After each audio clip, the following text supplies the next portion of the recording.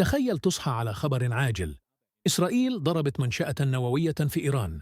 في لحظة الوضع اتغير. الملاحة في البحر الأحمر توقفت، سيناء بقت في خطر، والمنطقة كلها بقت على حافة حرب كبيرة.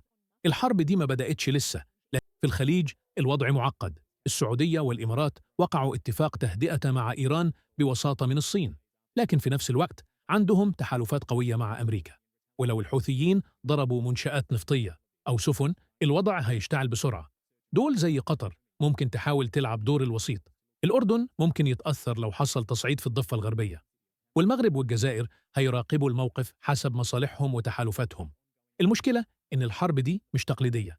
دي مش بس صواريخ ودبابات، دي كمان حرب إلكترونية وطائرات مسيرة وعمليات استخبارات. يعني ممكن عملية صغيرة تعمل انفجار كبير في ساعات. السؤال الحقيقي: لو الحرب بدأت، العرب هيفضلوا براها ولا هيتورطوا غصب عنهم؟ وهل في فرصة إن العرب يمنعوا الحرب ولا خلاص مفيش رجوع؟ شاركنا برأيك في التعليقات. تفتكر مين هينضم لمين؟ وموقف بلدك هيكون إيه لو حصلت المواجهة؟